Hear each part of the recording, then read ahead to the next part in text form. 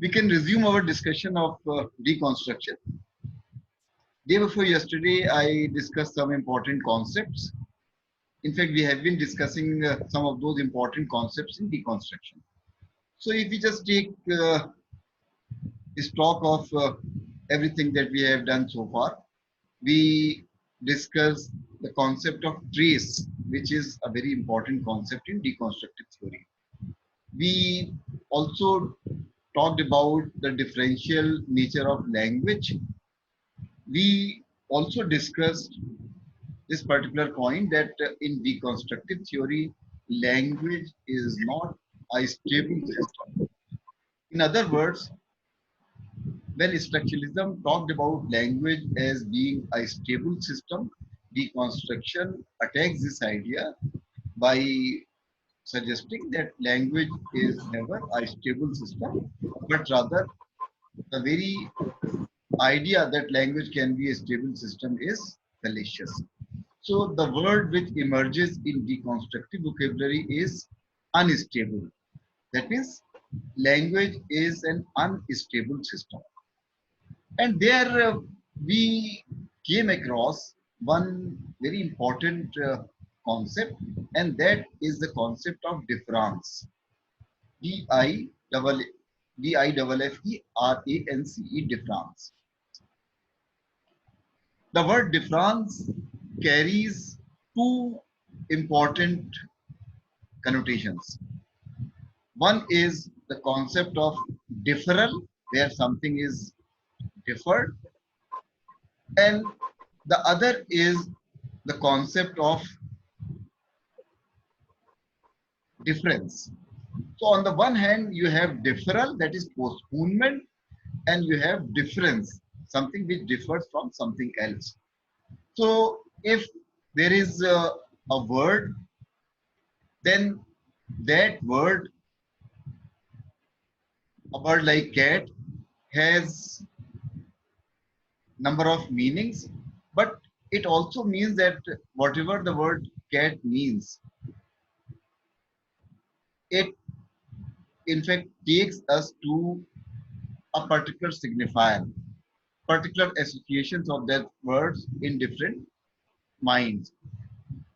And so what we infer from this is that on the one hand you see the word cat or you see the word rat, and you see it different from all those other words if we change the phoneme, say cat, rat, mat, and so on. But at the same time, we also see that even when the word refers to that animal, that pet animal, here in different contexts, it will refer to different things. So there is always that postponement of meaning, and there is also this difference of meaning. And both these concepts of postponement and difference are suggested by the concept of difference. Difference. So that means language becomes a very unstable kind of affair. And here again think about that notion of sign. Sign consists of a signifier and a signified. Sign consists of a signifier and a signified. Signifier is a sound image and signified is the concept that is attached to that sound image. But in deconstructive theory, you don't have that kind of neat distinction between signifier and signified, but rather there are only signifiers. One signifier leads you to another signifier. If you see the meaning of the word cat in a dictionary, if you see the meaning of the word dog in a dictionary, then you will come across not signified but many other signifiers. And then when you see the meaning of those words, those meanings, those words will lead you to other words. They will be other signifiers. So if in structuralist terms we say that language is non-referential because it does not refer to things, it refers to concepts of things. Here we are saying that language does not refer to things, it does not refer to concepts of things, but rather it refers to a kind of play of signifiers, more signifiers. And we never reach a point where language refers to things or where meaning is identical. In other words, our entire reality becomes textual. Our entire reality becomes textual, and one cannot simply go beyond one's language. This means that we ourselves are constructed by our languages. And there we discuss the concept of phonocentrism, that if I am trying to represent myself, then I cannot represent myself fully because I am also constrained by the language and I cannot go beyond my language. So, in order to attack this notion, there was this idea of the primacy of speech over writing, where speech was considered primary and where speech probably could represent our inner being because we are speaking, we are in control of our meaning, we are sure that our meaning will not slip out of our hands. But Derrida says that this is a fallacy, and he uses the term phonocentrism to refer to this fallacy. Phonocentrism, where speech is considered primary and writing secondary. But Derrida shows that speech also is a form of writing. Speech is also writing because it also follows all those rules of language which are there in writing. That means the differential nature of language is very much part of the game when we use language as speech. And then he says that the fallacy lies in the fact that it comes from philosophy, logocentrism, where we always think about a particular concept, a particular idea, a particular, say, sense as being the center of everything. And that is the concept of logocentrism. Logocentrism, where we consider a particular concept as central, as occupying a central position. And all other concepts derive their existence, their meaning, their importance from that concept. That is the idea of centering. So Derrida says that this is logocentrism, where we think about one idea as being central. In Western philosophy or in Western culture, say for example, this idea of democracy in today's context is considered central. In some other cultures, the idea of man can be considered central. In still other say systems, the idea of God can be considered central. In yet other systems, the idea of patriotism can be considered central. So that means that offers kind of centric position, and all other concepts derive their existence or they are subordinated to that particular concept. Now, Derrida's view is that because that concept is considered something which occupies a very central position, it somehow appears beyond that system. It somehow appears beyond that notion of difference of signifiers. In other words, this concept is considered pure. This concept is considered uncontaminated. And here we see that in our entire knowledge system is based on a kind of centering principle, where something is considered a center. What Derrida further says is that actually this concept of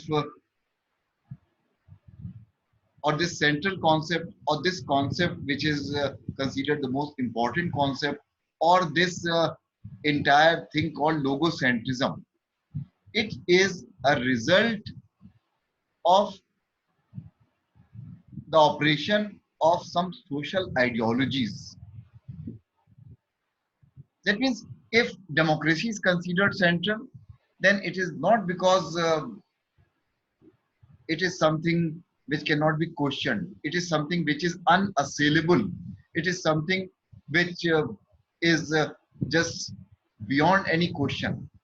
Rather, it is because of the rule of some social ideologies, whereby a particular concept occupies a preeminent position. And Derrida is further saying that if we look at that particular concept, we'll find that it has excluded many things, many concepts in order to be itself. And this concept is also partly there because of the structuralist focus on the idea of binary thought process. And this binary thought process is very, very old in human history, where we think about knowledge in terms of binaries, where we think of some ideas in terms of binaries. So, for example, what is that idea of binary opposition in our systems? Good and evil, man and woman, right and left, dark and light, day and night. So we see that this is a kind of binary thought process where day is contrasted with night, where left is contrasted with right, or right is contrasted with left, or where good is contrasted with evil, right? Man with woman, west with east. You can think about many, many such categories. What Derrida is further saying that if we look at this kind of binary thought process, we'll find that one term in this binary thought process is always subordinated, always considered less important, and the other term is considered more important. And he further says that if we look at this kind of binary thought process, we'll see that after all, these are not two separate categories. These are not two categories which are not influenced by each other.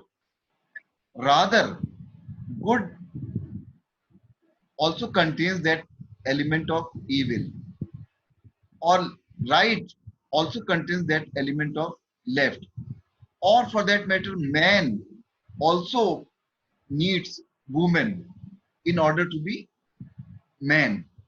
So that means there cannot be that kind of pure demarcation between these categories. But why is it that one of these terms become important? Why is it that man becomes more important in this binary thought process, or West becomes more important in this binary thought process, or light becomes more important in this binary thought process, or for that matter, say you can think about other examples of binary positions. And here he talks about the role of ideology, role of social ideologies. Now, this brings us to one very important concept in post-structuralist theory, and this is the concept of ideology. And you can say that ideology has a very important role in deconstructive theory also.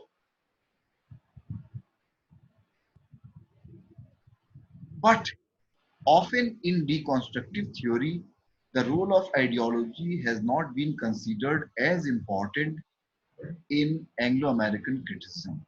Because if we look at this concept of ideology, we are also looking at the political dimension of deconstruction. We are also looking at its attack on some authoritarian systems. Authoritarian systems. But this aspect of deconstruction is important because you will also study new historicism, you will also study feminism, you will also study Marxism, and in all these theoretical positions, the role of ideology becomes important. So, Marxism, feminism, new historicism, cultural materialism, they will all talk about this concept of ideology. And deconstruction also cannot be considered complete without our discussion of ideology. At this point, I'm just giving you a very brief idea of the concept of ideology. In classical Marxist theory, ideology referred to the ideas of the ruling class. Ideas of the ruling class. That was the ideology. But one important revisionist Marxist thinker, his name was Althusser, he talked about ideology in more sophisticated terms. And for him, ideology was very much like common sense that we all possess. Ideology was also invisible, where we do not see the functioning of ideology. And ideology was all pervasive, it was everywhere. Even when we make some simple choices, you can see the role of ideology. Even when you see yourself dressing up for a particular occasion, you can see the role of ideology. What dress you wear, what food you eat, how you eat your food, and you can see the role of ideology in all these simple matters as well. That means here it appears as a kind of invisible force. And when we say that ideology is like common sense, that means you feel that you are acting on your common sense, but actually you are following a certain ideology, right? So one may believe in the idea of the superiority of man over women, but this is a form of ideology. This is a form of patriarchal ideology. This is a form of, say, ideology which is based on patriarchal notions. Or somebody may believe in the idea that white people are superior to black people. Now, this can be seen in a very simple way, and this can be seen in a very subtle way. In other words, you can have something in manifest form, and you can also have something in latent form. So, for example, if you say that uh, blacks are very good at athletics, it appears that you are praising blacks, that blacks are very good as at athletics. But maybe you are also saying that they are not good for things which require the power of the mind. That means they are not as strong as far as their intellectual faculties are concerned. They are very good at athletics, means not good at chess, maybe not good at say solving mathematical problems. So in even simple sentences, you can see the role of ideology, right? We'll talk much more about this concept when we take up other questions. But here, in a nutshell, we can say that ideology is everywhere. Ideology appears as a very invisible kind of force. Ideology influences all of us all the time. Ideology comes from different places, and ideology usually supports the status quo.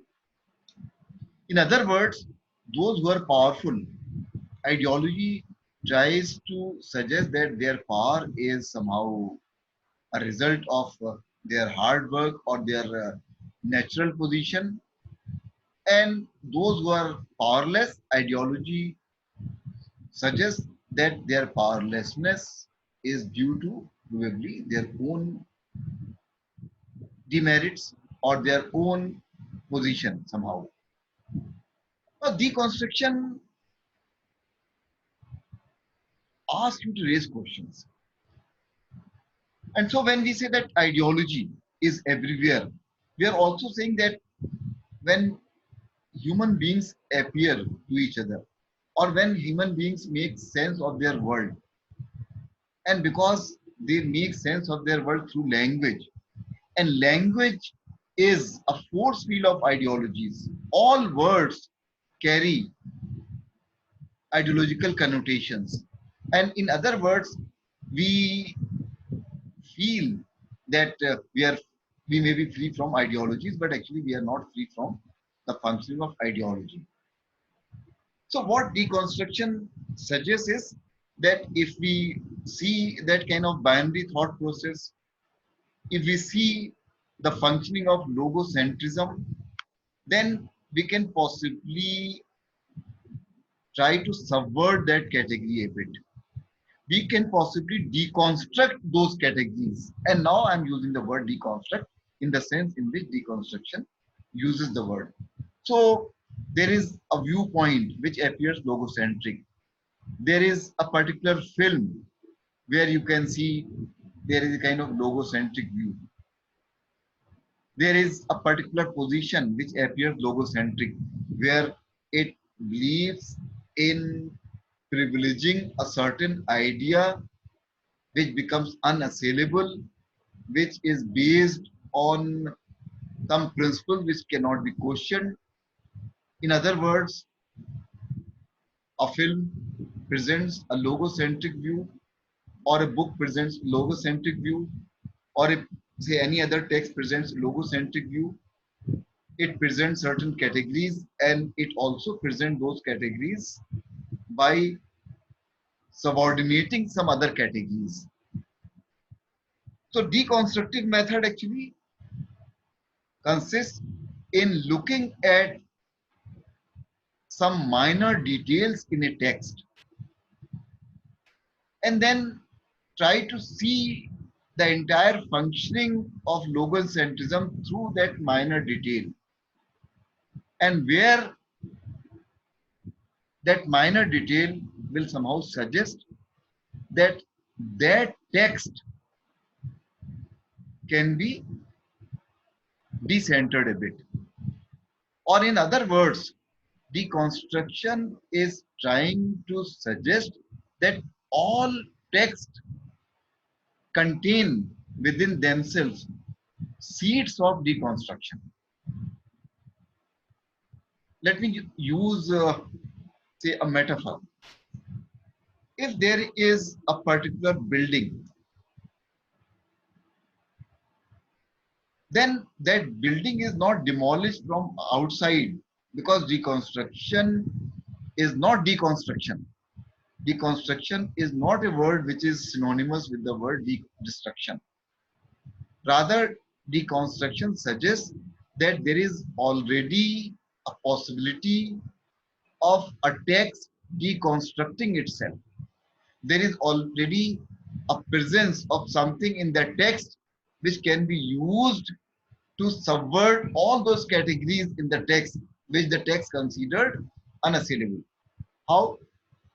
And see this metaphor. There is a building, and deconstruction probably looks at one brick or one stone in that building, and that one stone or that one brick is like one minor detail in a text, one footnote in a text, one small event in a text.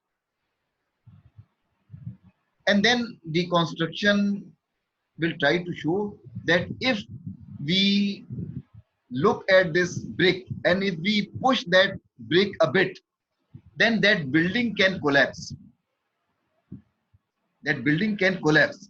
And so that text can collapse because of that minor detail, that minor footnote, that minor event. So that means all texts contain seeds of their own collapse.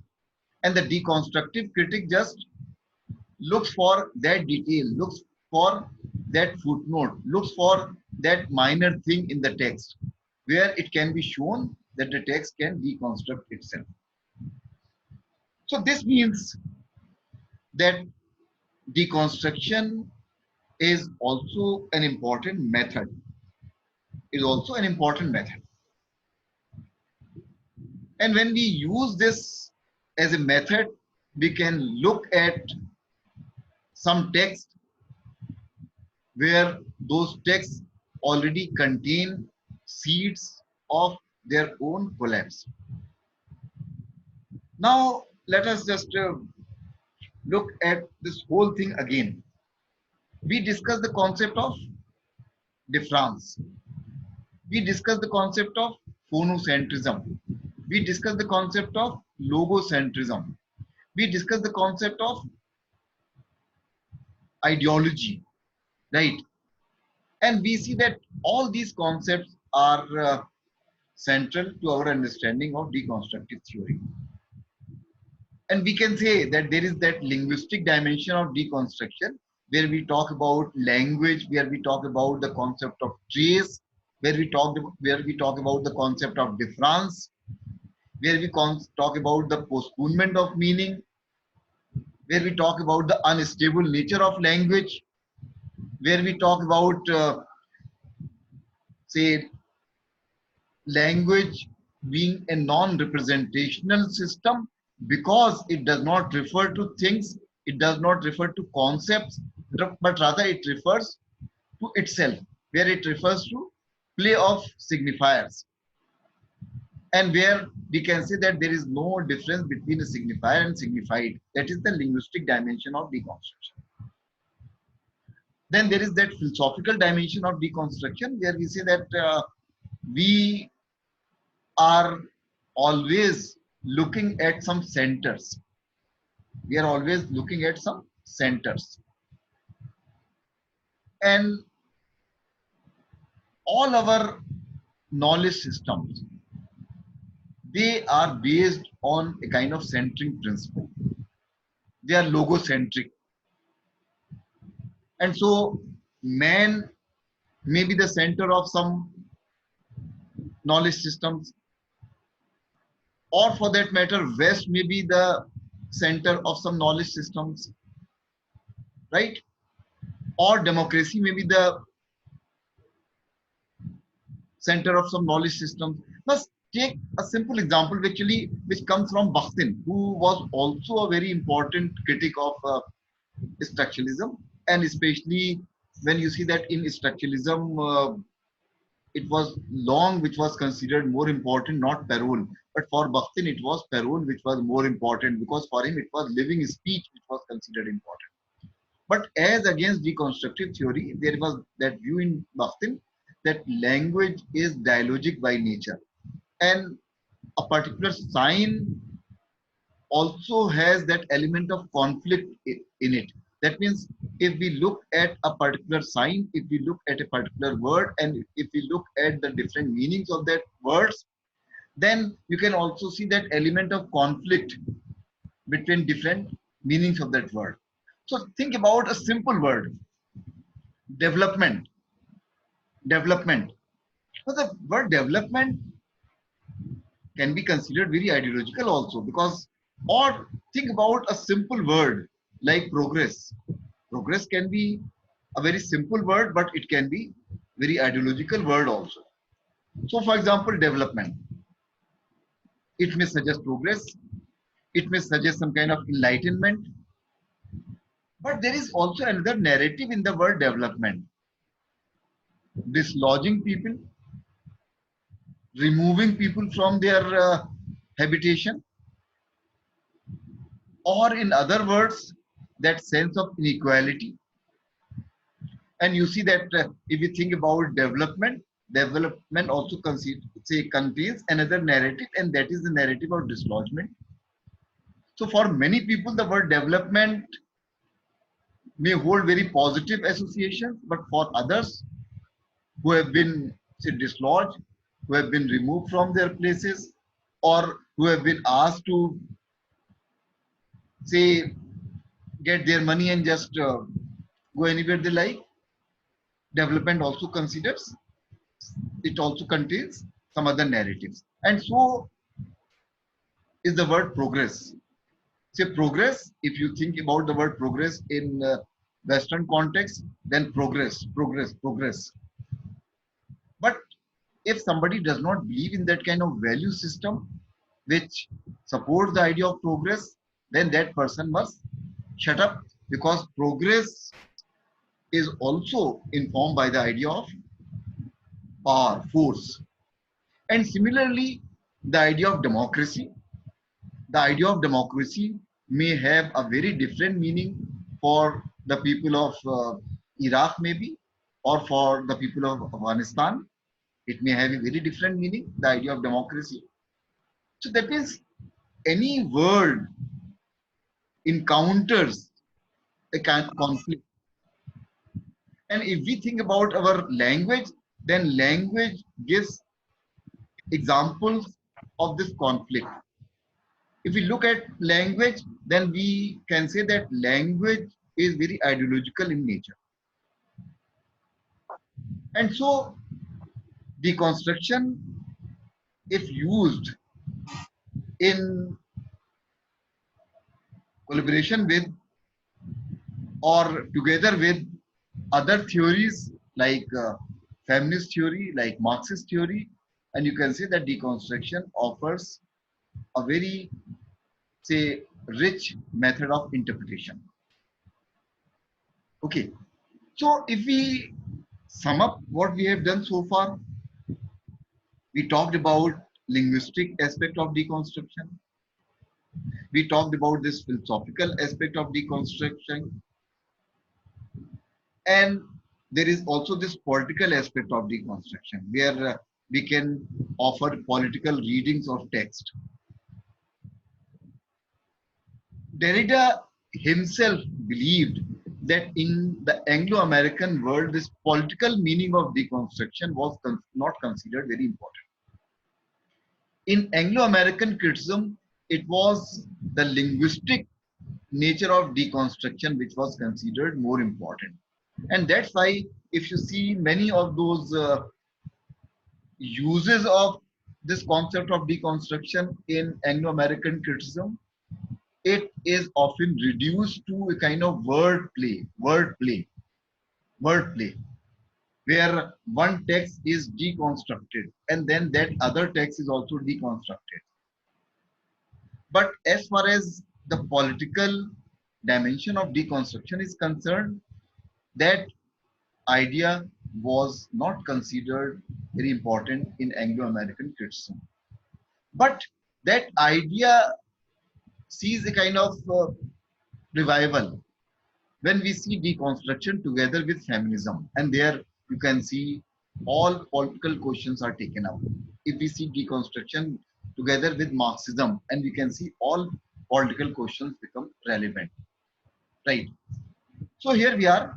We talked about language. We talked about, say, human identity, right? Human identity, where we are also made of language. And when we are made of language, we are also made of all those different kinds of ideologies. Is there any way out of those ideologies? Probably not. And so when Derrida often writes, he uses cross marks on some words. That means that is writing, but writing under erasure. Erasure, writing under erasure. Now here, one important question, and maybe I'll take up this important question later, and it especially relates to many critics' discomfort with reducing deconstruction to a kind of wordplay, or taking up this idea of unstable nature of language to its extreme. Because if we look at this concept of unstable nature of language. And if we look at some critics focusing on this concept, it appears to say that nothing can be said which is determinate. And this is another word which we must learn, determinate and indeterminate. Deconstructive theory is talking about something which is indeterminate. But here we are also talking about language which is used as a form of communication. One important critic was M.H. Abraham, and M.H. Abraham talked about deconstructive theory. He also took issue with Hillis Miller in one conference, and maybe in my next session with you on Monday, I'll first talk about that position which was taken up by M.H. Abrahams, and then I'll also talk about deconstructive criticism, how we can profit from deconstructive criticism if we apply deconstructive criticism to some text that we read. Right now, I'm closing this discussion here, but you can always say something quickly. Just you don't have time.